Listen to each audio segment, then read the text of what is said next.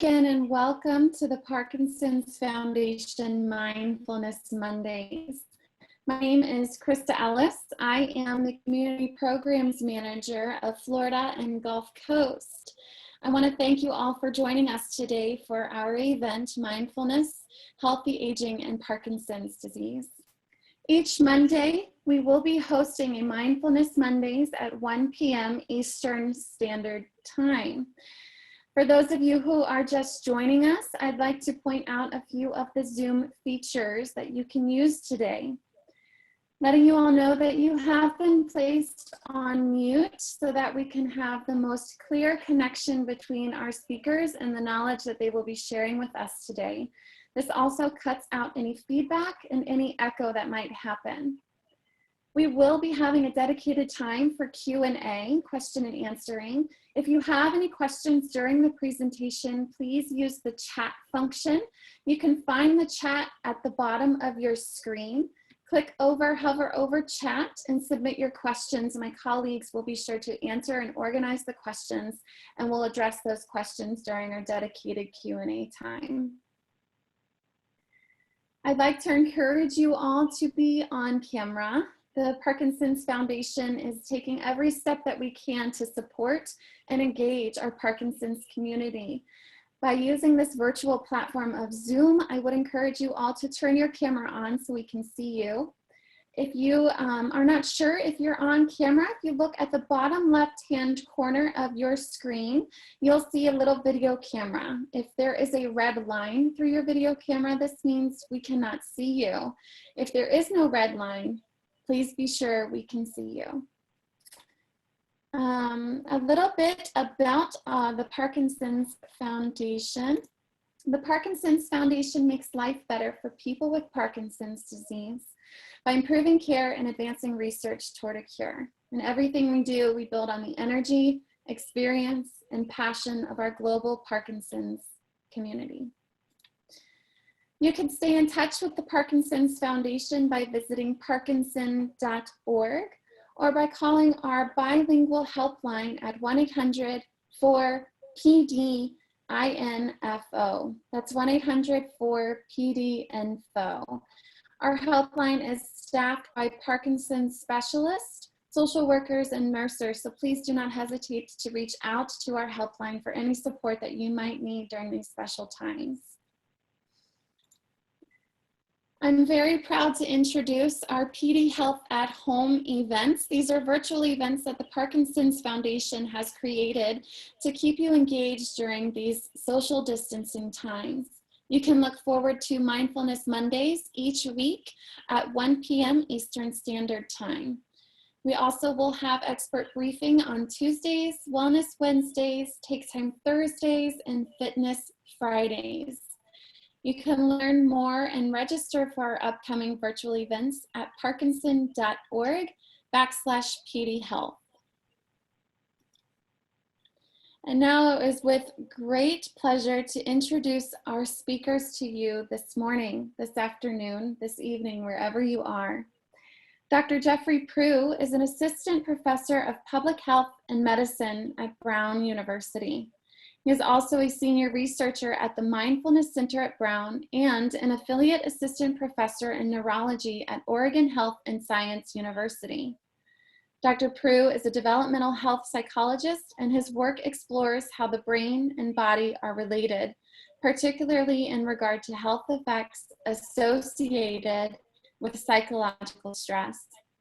Dr. Proulx is formally trained as a mindfulness-based stress reduction teacher and has explored the application of mind-body interventions in Parkinson's patients, African American women, Native American populations, medical students, and many others, in addition to years of leading mindfulness classes. And collaborating in today's presentation is Dr. Amie Hiller. Dr. Amie Hiller is a movement disorders neurologist working at Oregon Health and Science University, a Parkinson's Foundation Center of Excellence, and VA Portland healthcare system. Dr. Hiller completed her MD at the Medical College of Georgia, her neurology residency at Brown University, and health policy at UMass Medical Center and OHSU Portland, VA. She has had an interest in mindfulness and Parkinson's disease since her time at UMass and completed a pilot study with Dr. Proulx on this topic. I am so proud to present Dr. Jeffrey Proulx and Dr. Amie Hiller.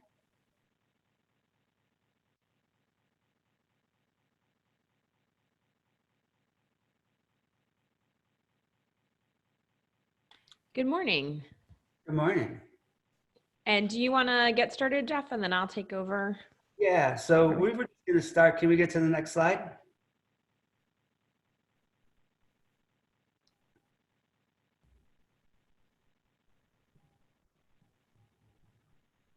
So we were just going to take a moment before we start to just center for just a few minutes.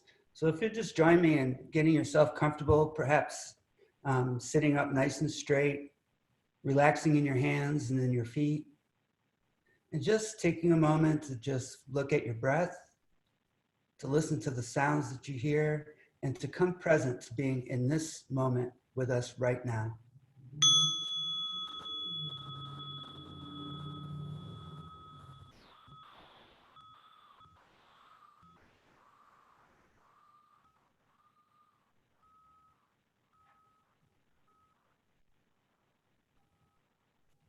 Just notice if you're breathing, and if you're breathing in or breathing out. Gently and softly, just bringing your awareness to your breath, relaxing in your body, and most importantly, letting go of anything that happened before we met here, and letting go of any concern about what might be happening in the future, and just be present.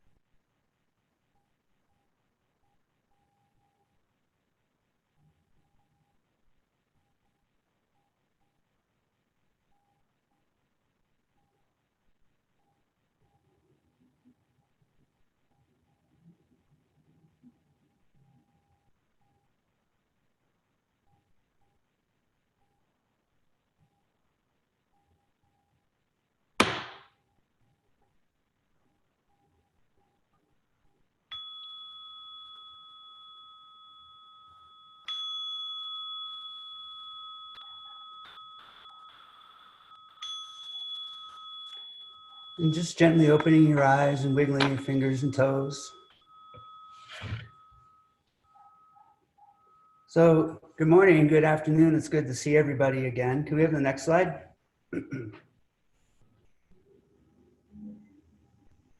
So as Crista was telling you, this is Jeff, and I'm a gerontologist, really, I think, by training. And my focus has been on healthy aging. I know a lot about about stress and how it affects our body and how it affects our mind. I know a lot about the pathology of stress, but what I became more interested in is figuring out what are the aspects of healthy aging? What are the aspects of successful aging? And so today our presentation is I wanted to talk about some of these theories around healthy aging and some of the things we know about it, but also we wanted to look at a little bit about how stress affects Parkinson's disease in particular, and how some of these, this whole aspect of healthy aging is tied into Parkinson's disease. And then I want to bring in, so once we know a little bit more about the bad news in effect, I want to then bring it to thinking about what are some of the advantages to aging, and how does mindfulness then fit into to actually support that healthy aging. And I think we know a lot about that now, and we're just going to talk about that this morning. So I always like to start with this paper by Rowan Kahn in 1997. That was about the time I think healthy aging was really starting to, in the world of gerontology and psychology and medicine, was starting to become of interest. So much about what we know of aging is associated with loss. We lose muscle tone, we lose bone density, we lose, brain size. There's so much that we associate age with losing, that I think at a certain point, people started to realize that older adults do achieve wisdom. They achieve happiness. So what are the aspects of that? What are the characteristics of people who do achieve wisdom and do achieve a healthy aging in their own mind, at least? And so they came up with 3 criteria. One is healthy aging, successful aging would be identified by these 3 things. 1, having a low chance of having a disease. 2, having high cognitive and physical ability. And 3, being actively engaged with life, that social interaction.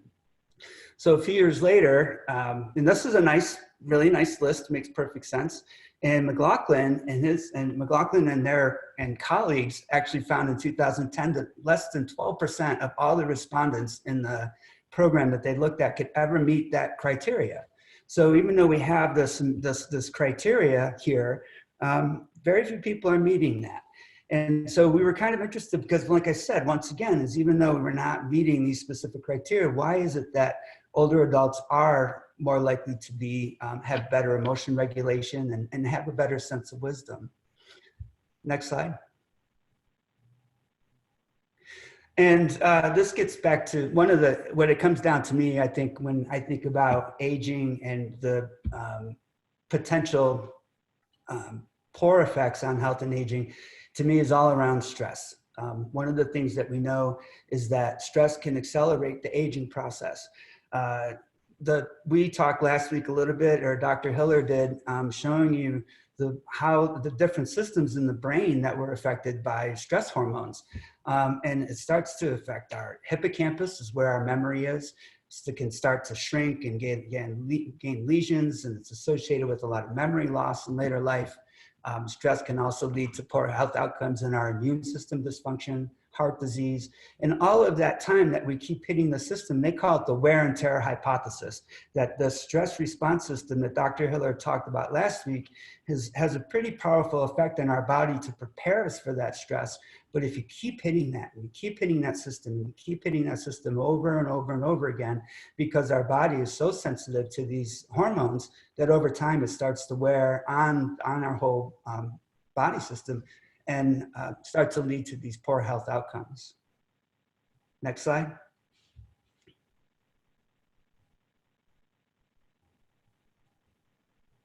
Amie?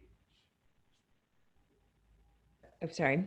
Just turn my microphone on. This is where I was going to take over. And can everyone hear me okay? I can get a thumbs up.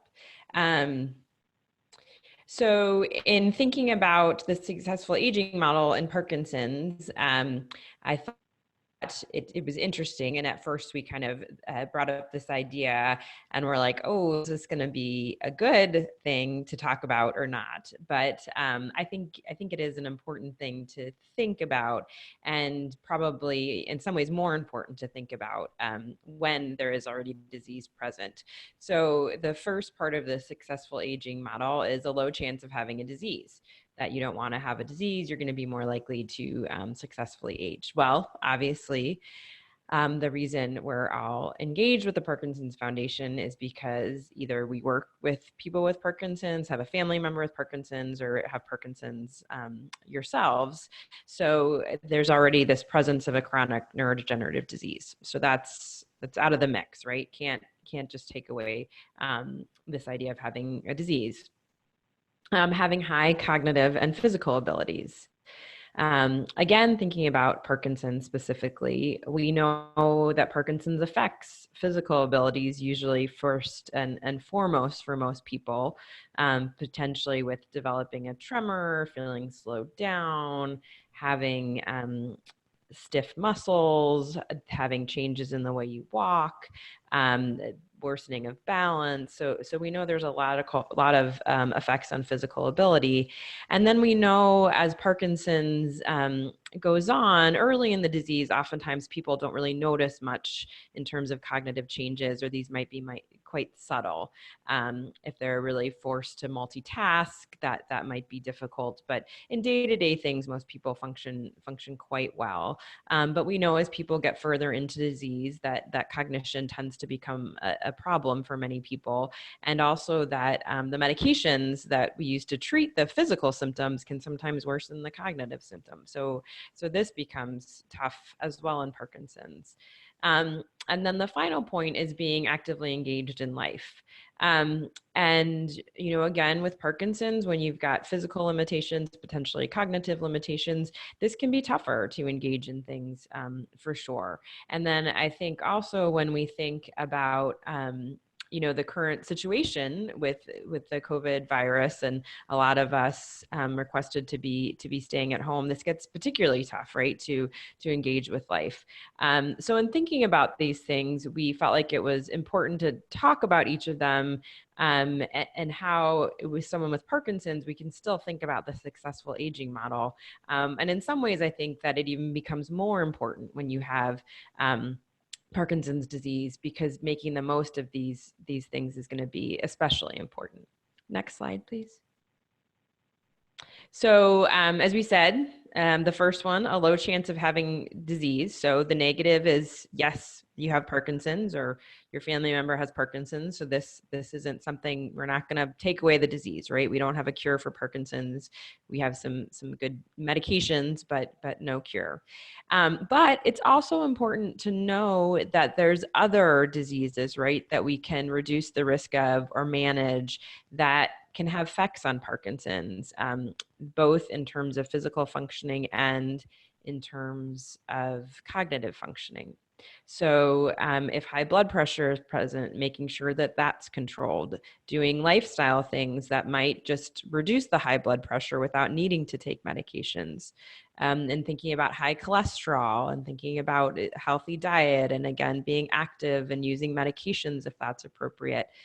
Diabetes is another one, thinking about controlling blood sugar as well, again, with diet and exercise being key components of things. So these other diseases, if they're present, are likely going to have additional impacts on the Parkinson's disease. So trying to treat and manage the diseases that we have more control over can make a big difference for someone with Parkinson's disease. Next slide. And so I wanted to ask a question here. How often do you think about how other health conditions affect your Parkinson's disease? Is this something that you think about a little? Is it something that you think about a lot? Is it something not at all? I know I've had some patients in the past who are early on in their disease, and the Parkinson's actually isn't a big issue. And they're more concerned about, I can think of one patient who her migraines are her biggest issue. And that's what bothers her the most. And so that can vary from person to person. Also, sometimes these other health conditions are major issues, but a lot of people with Parkinson's too, this may be somewhat being in the active Pacific Northwest, I find don't have a lot of other health conditions, and they're quite healthy otherwise. So it sounds like there's a cohort that thinks about it a lot, about 30%, the majority a little, and then some people not at all. And again, this may be because people are quite healthy otherwise, and so they don't need to think about these other things. But we do think, that cardiovascular function, again, these kind of general things like diabetes, heart disease, high cholesterol, high blood pressure, that these can have negative effects on the symptoms of Parkinson's as well. So are important things to control. Next slide, please.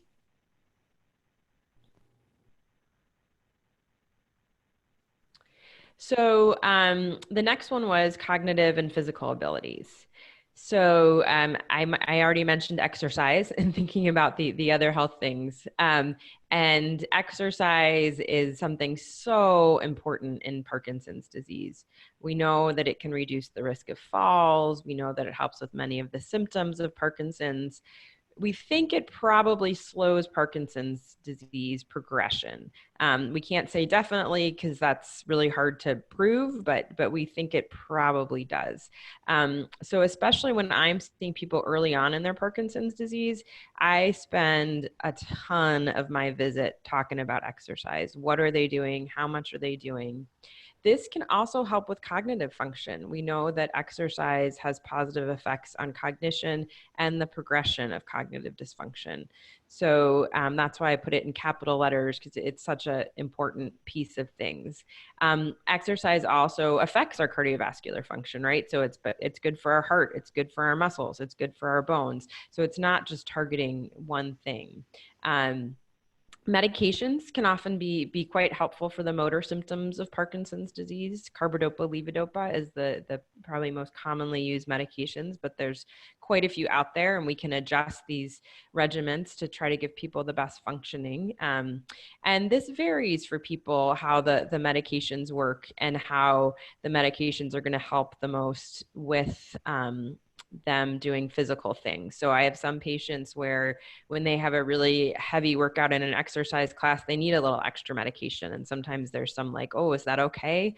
But if your medication helps you to function better, helps you to do the exercises properly, that's good. And we think actually levodopa, when that's on board and people are doing physical therapy and exercise interventions, that they can actually learn the exercises better and their body remembers the exercises better. So it's both together can often be very helpful.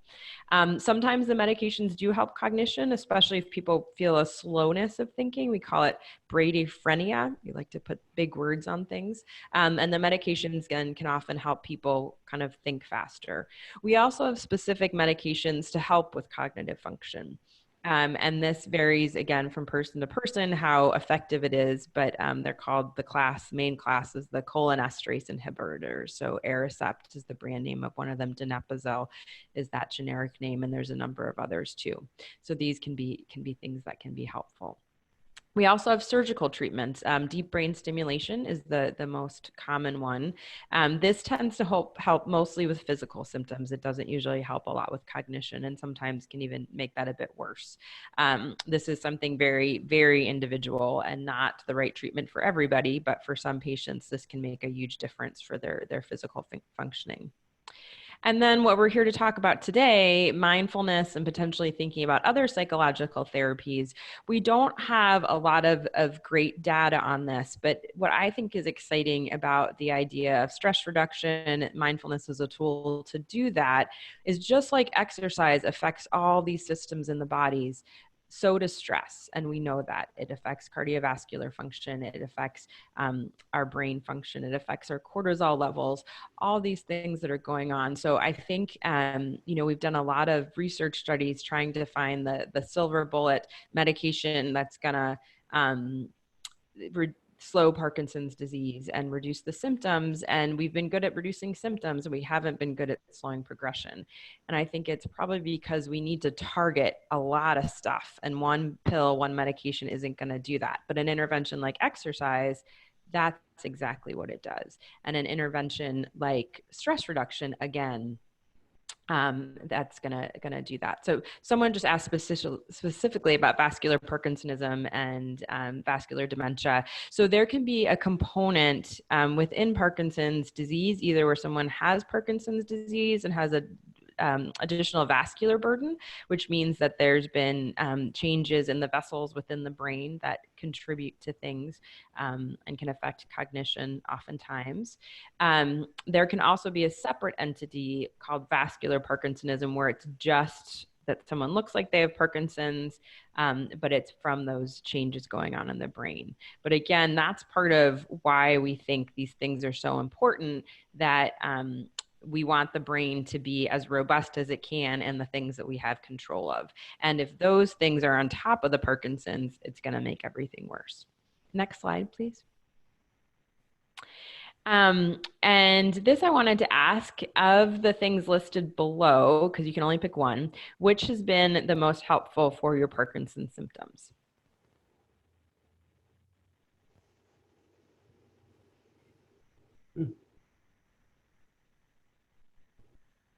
It's jumping around a bit, but.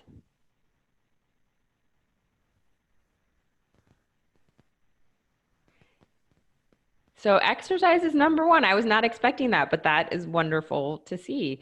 And I think it's one of the reasons I notice in my patients, they're very good with exercise. And I've talked to friends of mine in other fields in medicine, and they're like, I can never get any of my patients to exercise. It's so tough. But I find with a lot of the Parkinson's patients, they do feel better right away. And I think when you have more of a other medical things going on, you don't get that boost from exercise the same way that you do in Parkinson's. We also might have a selective cohort in terms of who would be picking this this session. Counseling and mindfulness, not too much there, and I think we'll talk a little bit more about symptoms and mindfulness, and this may be more a means of addressing some of the psychological things and not so much the physical symptoms. Medications, as I would expect, 37%, pretty high rate there, as most people end up on medications for Parkinson's, and they can be quite helpful. Surgery, a smaller subset, 10%. Not everyone is a good candidate for surgery. This is a select group of people. It's usually further along in disease, so that makes sense as well. And then others there, as we'd always expect. Okay, so going on to the next thing, to be actively engaged with life. So exercise, again, this is a great way to do both if you can do exercise classes. So I'm sure a lot of people have heard of Rock Steady Boxing. It's a great one where people are getting to do the physical aspect, but they're also doing it in groups. Unfortunately, this is a tough time for this, right? Because we can't be meeting in groups. Support groups can be another great support. And I think a lot of groups were already doing some telephone or video conferencing for support groups, but I think more have moved towards this. There's a lot of wonderful online resources. As was mentioned earlier, the Parkinson's Foundation is doing daily lectures on things. It's also important to know that this can be challenging in Parkinson's, especially if there's a lot of apathy, which is kind of a lack of interest in things. If there's anxiety, this may be social anxiety. If there's depression, a lot of times people don't want to engage. So these are important things to think about too. If you're feeling like you don't want to engage, is there something psychological underlying there, psychiatric, that we can address? And again, we have medications for this. We have counseling options for this. So if you're really finding you're having trouble reaching out for this, please talk to your provider because there's resources. One thing I would like everyone to do right now in terms of thinking of engagement, if you have your view set up so that you've got everyone's pictures on the right, let me see if I think if you do speaker view, it shows that on mine. And then there's a little arrow at the bottom, and you can scroll down, or if you do the other way, you can scroll up. It's really lovely to just scroll through and see everyone's faces. As you get further down, people just have their names. But I just did this earlier as Dr. Proulx was talking, and it's just really nice. Ooh, someone's got a really cool background there. To see everyone who's connecting here. So if everyone wants to just take a minute and do that, if you can sort it out. There's a couple of cool backgrounds. And I found I've been doing some virtual visits in patients' homes, and it's been fun to see people's homes. It's connecting with them in a different way, and in some ways a more intimate way than I have in the past, and seeing them in the office. So there's some ways that this strangeness in the world right now may bring us closer in some regards. Next slide, please.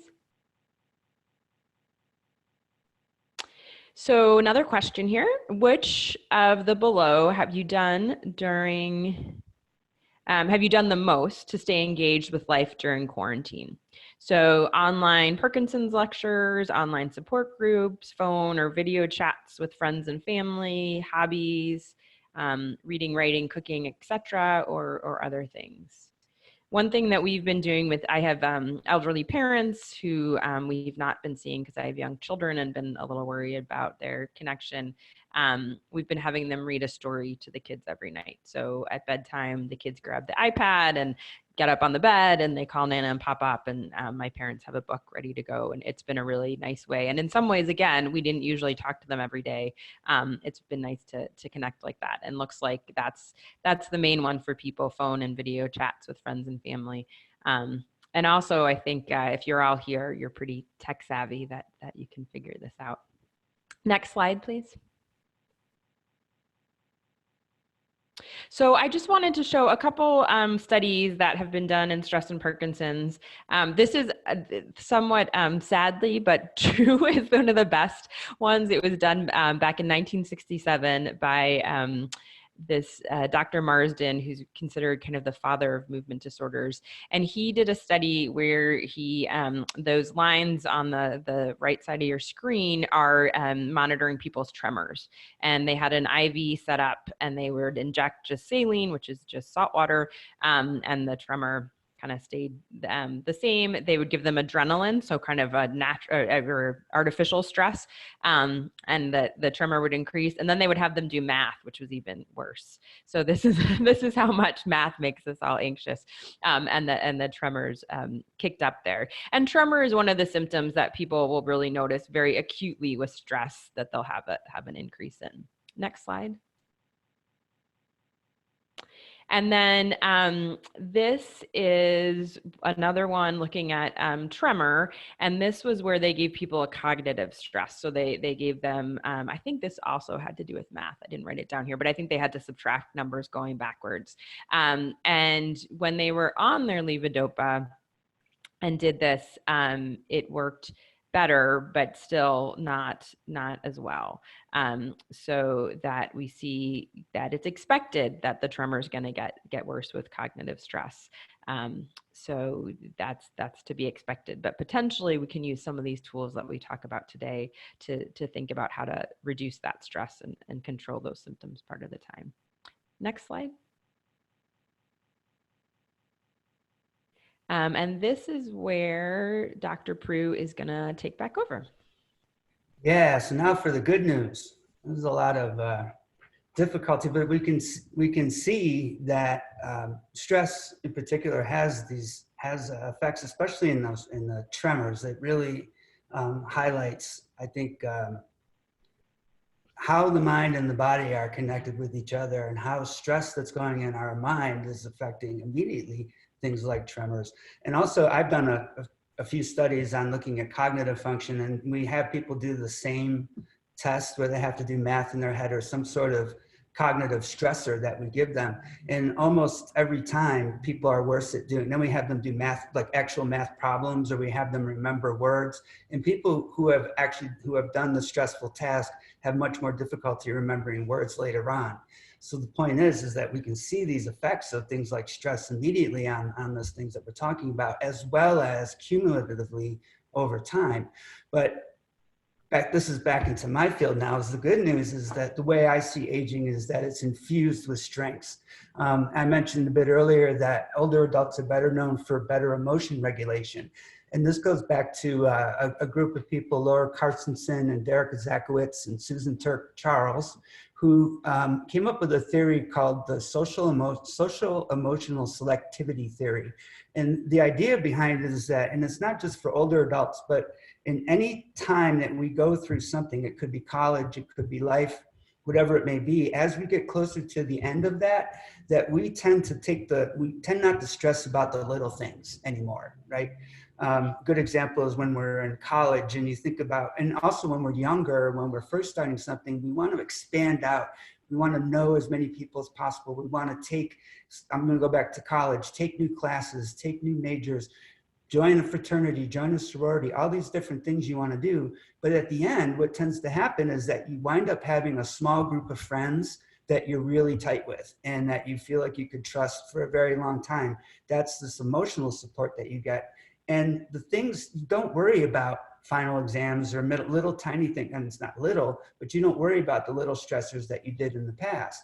We see the same thing with aging, is that the idea of stressing people don't stress the little things as much because there's just not a lot of time in life to get caught up on that. And older adults are very good at that. And they're also very good about setting up the right support networks from people that they trust very, very deeply. So rather than having this wide, big, huge network of friends, we have this group of people that we can rely upon. And that just gives an incredible, and that just gets to that social interaction part that we were talking about, providing such a strong foundation for how we perceive the world. And further, I do a lot of asking older people what stressed you out today. And we tend to find out that older adults compared to younger adults report fewer stressors. Now, that doesn't mean that they experience fewer stressors. It means that they report fewer stressors, that they perceive the things to be less stressful than younger adults might, which goes back to that emotion regulation piece I was talking about with Laura Carstensen, is that older adults are better able to put things into context and see things as being less stressful.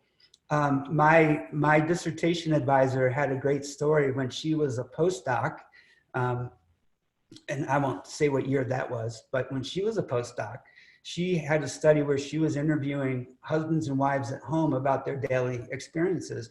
And she was talking to a wife, and she said, "Did you have any stressors today?" And the wife said, "Oh, my husband, he really had me going," and I got very upset. And she ended up throwing a knife in his direction. So she went to the husband, and she's talking to the husband later, and she said, and she asked the same question, and the husband never mentioned this episode. And she said, "Did you have a stress today?" And the husband said, "No, I didn't." And she said, "But I just talked to your wife, and your wife said that she threw a knife at you." And he said, "Oh yeah, that, it missed me." So it was completely okay. And it's just this whole, I think this whole sense of, you know, for him it's fine, it missed, you know, and he wasn't going to hold on to that. But one of the main things that we want to know, and this is Susan Turk-Charles here in 2010, and I think this is a really important caveat, is that Susan Turk-Charles had come up with a theory called strength and vulnerability integration theory. And her idea is that although older adults are infused with all of these strengths, there are certain thresholds of stress that if we go beyond that threshold, that the outcomes are worse for older adults than they would be for younger adults, being worse outcomes in cardiovascular function or stress outcomes, any number of things that tends to affect older adults the most. So I think the big key here, what I'm trying to get at, is that although aging has all of these strengths, it's always important for us to know where our threshold of stress is, right? And to make sure that we're not always bumping up against that threshold of stress, that we're aware of what's happening in our daily lives, we're aware of what's happening in our minds. So that way, when we're never near close to that threshold. So that way, if another stressor gets added onto it, we don't cross over into the next realm of being stressed out. Next slide.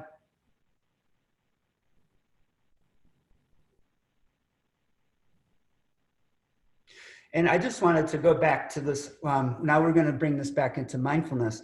As we move forward on these Mondays, I'd like to do as much as I can to sort of bring in mindfulness and the practices that we do into something that you could use in your daily life.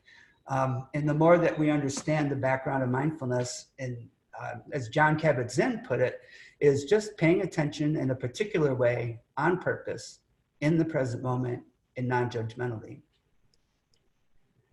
Next slide. Now, Ellen Langer, who is a psychologist up at Harvard, I'm not sure if she's still there or not. She was there forever and ever, but she describes mindfulness as having an openness to novelty, an alertness to distinction, a sensitivity to different contexts, awareness of multiple perspectives, and an orientation to the present. So the way that Dr. Langer perceives this is that, and it's a little bit separate than what Jon Kabat-Zinn or perhaps what you're familiar with when you think of mindfulness as being a practice that you can do of sitting meditation or yoga or walking meditation or Tai Chi, any number of different things. Ellen Langer had described it as a frame of mind. And what she described this is that as we go through life, we tend to go in autopilot, mindlessness.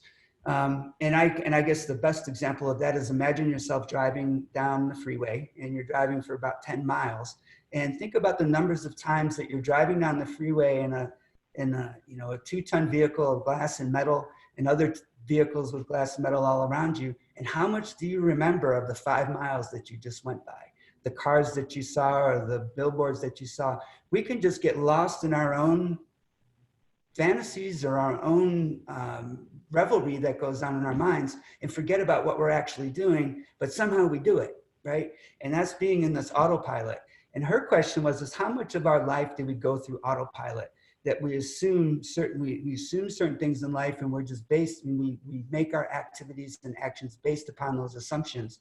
And one of those assumptions may be, in the way that Dr. Langer put it, was that as we get older, we become weaker, we become less than.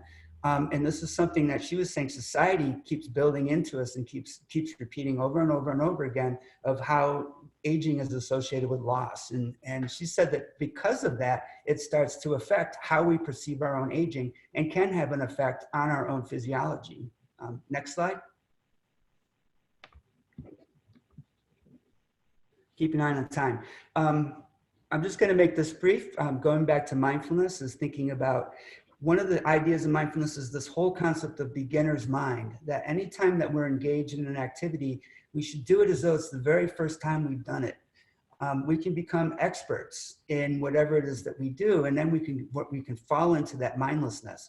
When we're coming back to things with just always approaching things with that of a child and looking at things as new, it gives a whole new perspective on the world that's around us. Getting involved with this non-judging, and I would encourage you to pay attention to these, because Dr. Hiller brought up these ideas in a couple of slides back, that anxiety or depression may affect our ability to actually engage in some of the activities that would be helpful for Parkinson's. But mindfulness may be a way of getting underneath some of that, of working with the sense of non-judging what it is that we're doing. We always put a lot of pressure on ourselves to do things exactly right. But when we're doing mindfulness, there is no right way or wrong way. There's just our way that we're doing it. And it's a way of being able to get rid of that pressure that we put on ourselves, and with the patience, and also with a sense of not striving to get anywhere in particular. We always want, or it's common for us to want some outcome for the activities that we're doing, and just accepting where we are in that moment with that patience. It doesn't mean that we have to give up and not try to be better or do better at some point, but sometimes it's just good to just be able to be present and to have this sense of acceptance of where we are in this moment without judgment. And I think the best illustration is one that I picked up from somewhere. And if you look to the right of the screen, you see this person and their dog. And the person's there is mindful. His mind is full of activities and thoughts and mind creations. Whereas the dog is just seeing exactly that's the mindfulness that we're trying to attain, is just being present with what's around you and the world around us. Next slide.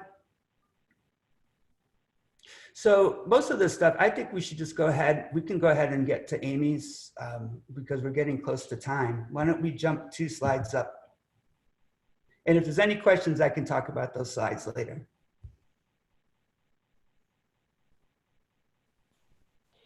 So I am now gonna do a little guided imagery mindfulness practice. I'm glad maybe there's a little less time for it than we were planning. This isn't my normal role, but decided I would give this a try today. So please be patient with me on this. So we're gonna do a beach guided imagery. This is actually one I do not infrequently with my children. I have a 5-year-old and a 2.5-year-old, and we call them imagines, and we'll do it kind of in the evening as we're trying to get to sleep. And so the beach is one of our favorites. So first, to start with, I just encourage you to find your seat on the chair, kind of focus on that. Even if you wanted to lie down, that would be an option. And then let your eyes slowly close. Take a couple of deep centering breaths. And then I want you to start to imagine yourself that you're on a beach on a beautiful sunny day. And you can hear the sounds of the waves crashing as they come into the shore. You can feel the sun on your skin, heating it up, perhaps on your arms most prominently,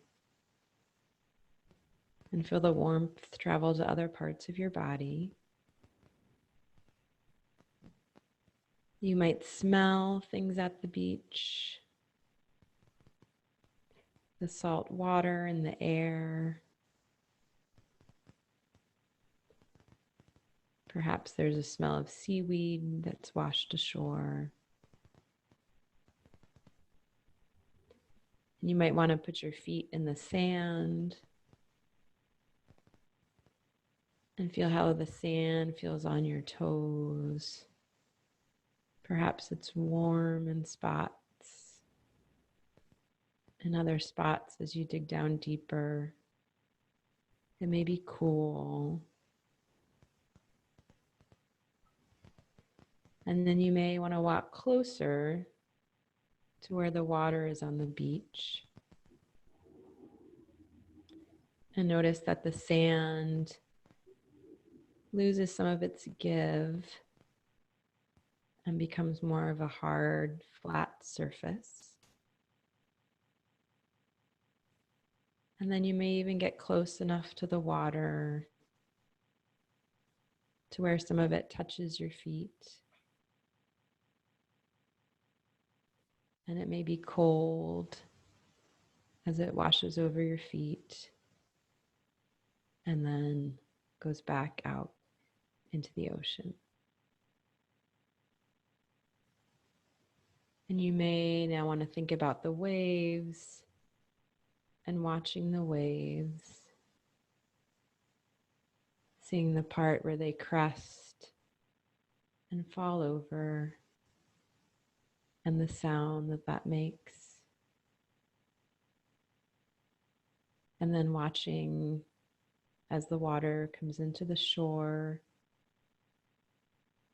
and then as it pulls back out into the ocean. Perhaps bringing shells or stones or sand in with the waves, and perhaps again taking those back out into the depths of the ocean.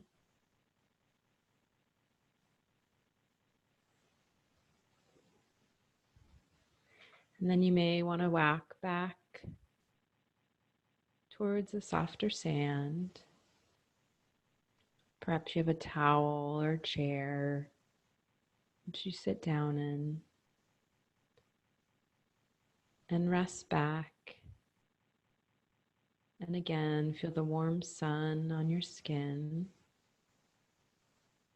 and focus on the sounds that you hear at the beach.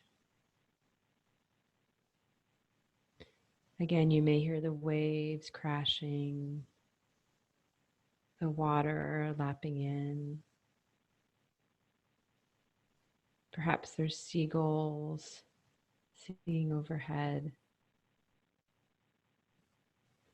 There may be families at the beach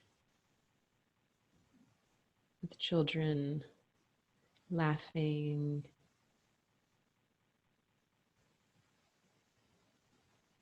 It may be peaceful and quiet and calm.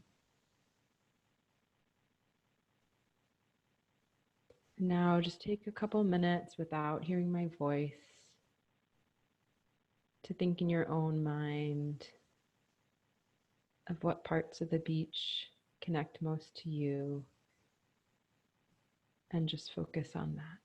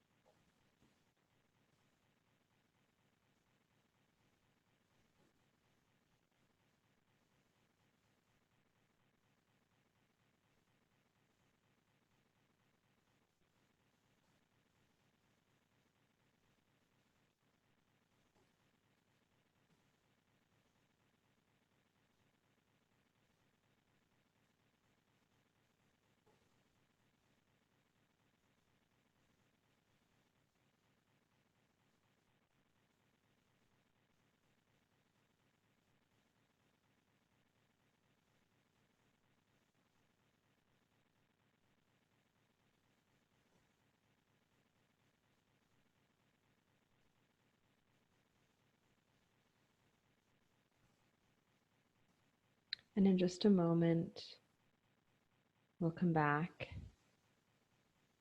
to the room that we're in. Start to think about leaving the beach, but knowing you can come back to this place if this feels calm and relaxing when you need it.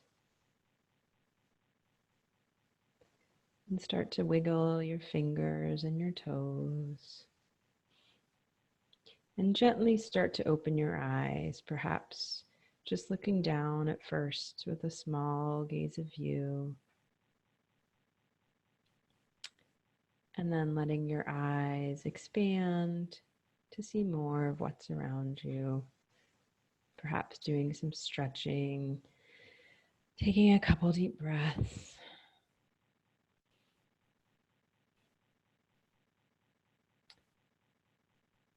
And then we can head into our question and answer session. Can I sum up something really quick? Yes, that'd be great. I just wanted to say that, the main thing that we were getting at in conclusion was that aging and certainly aging with having a condition like Parkinson's can be very stressful and can weigh on you. But what mindfulness can do is give us hopefully the flexibility and openness and calmness to be able to see things in our needs very clearly, what needs to be done without having it become stressful. And mindfulness can be something that we do every, in the moment of stress, but it's also a really good preemptive way of dealing with stress. If it's something that we practice day in and day out, it starts to give us that flexibility and that openness that can hopefully help us lead towards more successful aging and more healthy aging for a longer period of time in your lifespan. And I did want to say that if people are interested, at my university, we teach mindfulness classes. Right now, they're recruiting for 8-week-long online mindfulness classes out of Brown University. And they were going to fill up last week, but I told them that if anybody's interested, you can contact that email address there. And if you email them, you put in the subject line Parkinson's, and they'll be taking new people for the classes if you're interested in joining. They're willing to hold it up for this group of people in particular. So just wanted to make that announcement. They're starting classes like right now. So you're welcome to do that. Thank you, Dr. Proulx, Dr. Hiller. Crista, do you want to do the ask us the questions? I know a couple came through on the chat. So what I'm going to do is I'm going to stop sharing the screen, and that will open it up so we can see everyone. So in just a moment, if you look at the top right corner of your screen, you'll see a little grid. If you hover your mouse over it, you can click Gallery View. And just as Dr. Hiller encouraged, I'd like for you all just to take a moment and wave at the camera, scroll through, say hello to your Parkinson's community here, give a smile, give a wave. Yes, nice. So the first question, Dr. Hiller and Dr. Proulx. Someone writes, my most noticeable stress-related issue is stuttering when I talk. How can I minimize my stuttering? I can talk about that a little bit. So if there can be a couple of things. One is to slow down. Sometimes people get into that when they're trying to go too fast. It's almost like there's a physical thing called festination, which is similar, where you keep going faster and faster and faster, and sometimes people will fall down or they'll have to grab a wall to stop. And with the speech, the stuttering, that can kind of be something too. So one thing I'll encourage in the moment people often to do is take a deep breath and say one sentence. And think about kind of breaking it up so you don't get in that just kind of going forward too fast. I think if it does seem anxiety related, also thinking about something that you can do briefly before you go into a situation where this might happen. And this is something we'll probably cover at some of the future sessions, but you can look up something called a breathing space, which is a very quick exercise of a couple of minutes of kind of focusing on the breath. And that's something you could maybe do before you'd go into a stressful situation. Also, if those things aren't helpful, this is something that speech therapists are quite versed in generally. Stuttering is very common even outside of Parkinson's.